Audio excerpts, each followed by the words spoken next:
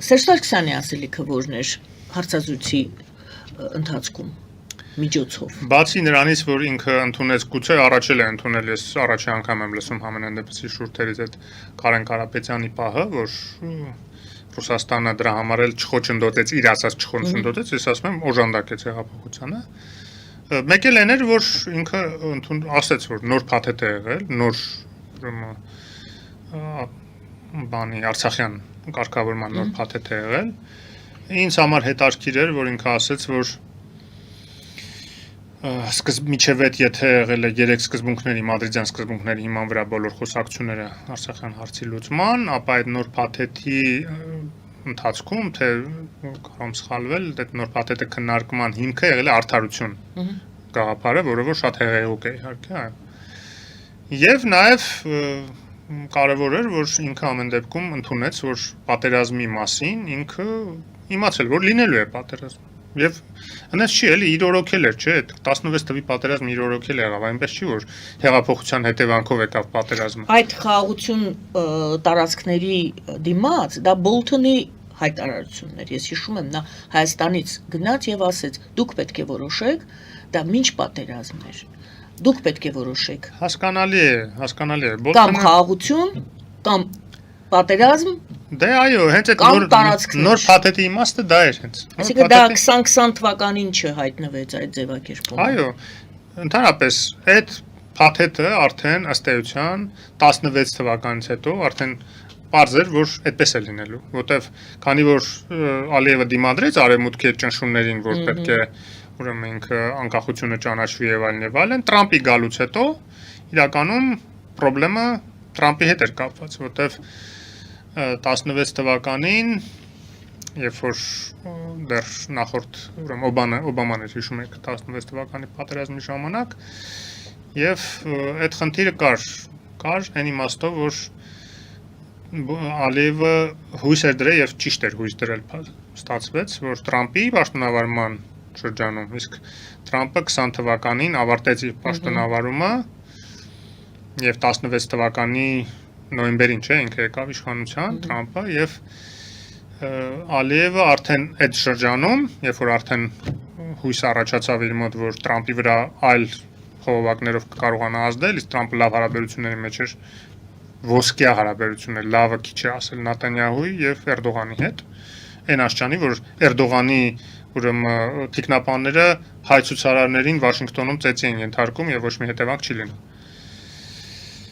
Եվ ստացվեց Ալիևի մոտ եւ այդ մրցակցությունը, որ ինքը ռազմի կուտակման, ռազմական ծավալների կուտակման տեսակետից, տնտեսության հզորացման տեսակետից հաջողեց նաեւ դիվանագիտակ։ Այդ երրորդ կոմպոնենտն էր իրեն պակասում, որ ինքը չէր թույլ տալիս իրեն ավելի լայնամասշտաբ ինչ որ բանի գնալ, որտեղ 16 թիվը, տեսեք, փոքրամասշտաբ պատերազմ եղավ, բայց շատ մեծ ճնշումներ դիվանագիտական եղավ Ալիևի վրա, որտեղ ժողովրդավարներն էին իշխանության աշխարհում, ոչ թե տրամպիստներն էին, ոչ թե ուրեմն չեմ ուզում լավ որակումներ տամ, բայց համենայն դեպս միջազգային կարգի ջատագովներն էին իշխանության եւ Օբաման շատ կոշտ արտահայտվեց, դատապարտեցին համանախագահները, դատապարտեցին Ադրբեջանի այդ հարձակումը 20 թվականին Տրամպը ուղղակի վեճը չէր, ընդհանրապես վեճը չէր։ Ինչ որ մեկը իրեն ասել էր, թող այս խեղճ ադրբեջանցի ժողովուրդը իր հարցը վերջապես լուծի, էլի խեղճը 20% տարածքներակորցրել 1 միլիոն էլ փախստական է, այնքան էին կաթացրել, դա էլ Էրդողանն էր, թե Նեթանյահուն էր, թե երկուսը իրար հետ ձեռ-ձեռի տված համոզել են Տրամպին, տենց էլ եղավ։ Ուղղակի, երբ որ արդեն տեսան բանը բանից անցնում է եւ արդեն Ստեփանակերտ պետք է մտներ Ալիևի զորքը, արդեն Պոմպեոն, որը որ ամեն դեպքում establishment-ի ներկայացուցիչ էր, իսկ Տրամպը այն ժամանակ ավելի էր ենթակա establishment-ին, քան այս շրջանում, գոնե այս շրջանի առաջի ամիսներին, ասենց ասենք, Պոմպեոն զանգել էր Ալիևին, ասել էր Կոսովոյի տարբերակ կիրառենք, եթե հանգարց մտնես Ստեփանակերտ։ Այդ հեքիաթները թե ռուսները թույլ չտվեցին Ստեփանակերտ մտնել եւ այլն, ռուսներին ընդհանրապես բանի տեղ չէր դնում Ալիևը, կամ ռուսները համաձայնեցված էր ամեն ինչ անում եւ լավ էլ կկարողանար այդ վերջի պահին, ոնց որ ի վերջո էթնիկ զտման ենթարկեց եւ ռուս խաղապանային դուրս հանեց, նշ չի որ ռուսների երազանքները տեղից դուրս գալ, բայց փոխ համաձայնեցված լավ էլ ստացվում էր մոտ, ինչ որ պետքա ստանալ ռուսներից, ինչ որ բանի դիմաց։ Երբեմն է խափելով, այս վերջի դեպքում խափեց, դրա համար էլ ստացավ այդ ինքնաթիռը խոցված, բայց դա եսի մեծ խնդրեմ չդարավ արդյունքում, հա, Ադրբեջանի պետականության վրա, ասես գլոբալ մասշտաբի։ Այնպես որ մեր մրցակցային դիրքերի հարցն է։ Մենք որպես պետություն մրցունակ ենք տարածաշրջանում թե չէ։ Հա, հիմա այն վիճակում ենք, որ ուզենք թե չուզենք, պետքա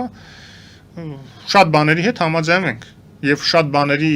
առումով էլ փոխենք գոնե ռետորաբանությունը։ Այն ինչ որ իշխանությունը անում է, որտեղ ուրիշ տարբերակ չկա։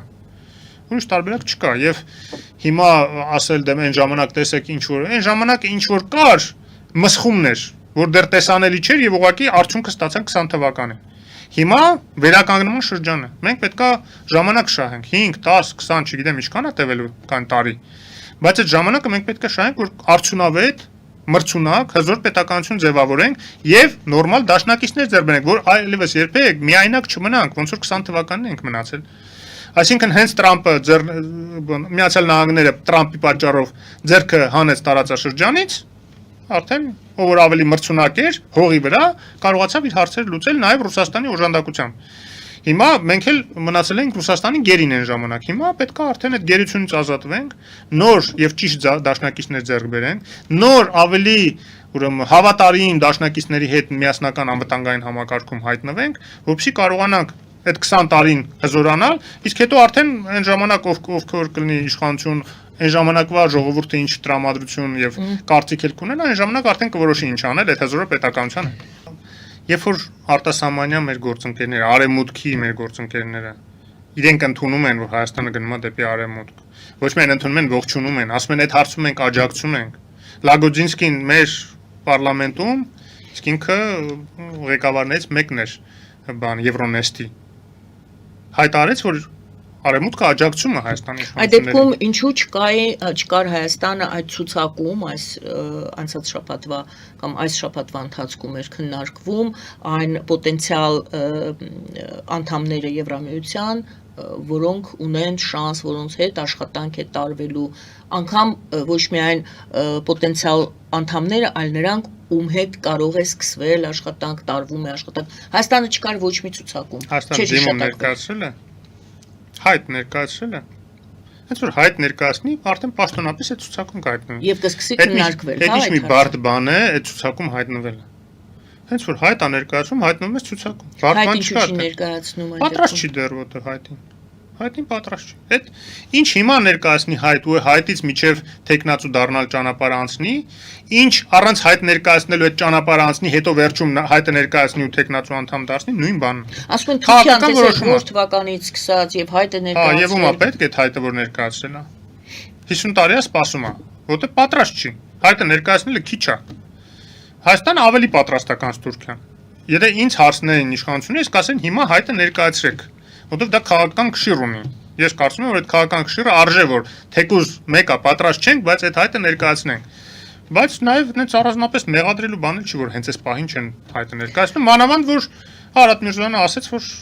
ամենայն հավանականությամբ կամ այս տարի կամ մյուս տարի հայտը ներկայացվելու է։ Ընդ որում նենց էր, որ հույս էլ չունենք, որ այս տարի կարող է ներկայացվի, բայց նույնիսկ այդպիսի բան ասվեց։ Այն արտահոսքի հիման վրա, որը որ Deutsche Welle-ի թղթակիցը ասաց մեր ունեցած տեղեկություններով Հայաստանի դիվանագիտական կորպուսից, այսինքն եվրոպական դիվանագետները Հայաստանից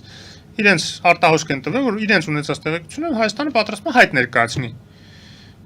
Արադ Միրզոյանը ոչ միայն չհերքեց, ասաց, ընդ որում լրագրողը ասաց մյուս տարի, ասաց կարող է այս տարի ներկայացնենք։ Այսինքն դրա վրա այդ ուղղությամբ աշխատանք է տարվում։ Եվ դա բերելու է նաև որոշակի խնդիրների, ինձ չի որ այդ հայտով միանգամից sense քաղցրաբլիթներ են ընկնելու։ Խնդիրներ են լինելու Ռուսաստանի հետ, շատ հնարավոր է ԵԱՏՄ-ի հետ կապված, շատ հնարավոր է ԵԱՏՄ-ից դուրս գանք։ Դա ինչ որ տնտեսական խնդիրներ կբերեն, բայց այդ այն փուլն է, որ ուզենք պետք է անցնենք, որովհետև զուգահեռաբար նաև Եվրամիությունը խոստացել է գումարներ, որ այդ անհարթությունները հարթվեն։ Տնտեսական խնդիրները, դժվարությունները, որ մեզ սպառնում են, հարթվեն։ Հիմա ենթադրում եմ իշխանությունները նաև մտածում են ձմեռը մի հատ դուրս գա այդ գազի հարցնել գազի եւ նաև մթերքի բանի հարցնել դուրս գա, որտեղ միշտ ավելի պատրաստ է լինում ցնցումների երկիրը տակ շրջանում, հա, այսպես երբ որ բերք կա, երբ որ տնտեսությունն ավելի ակտիվ եւ ցուրտ չի, որ էներգիա շատ չի խլում տնտեսությունն էլ բնակչությունն էլ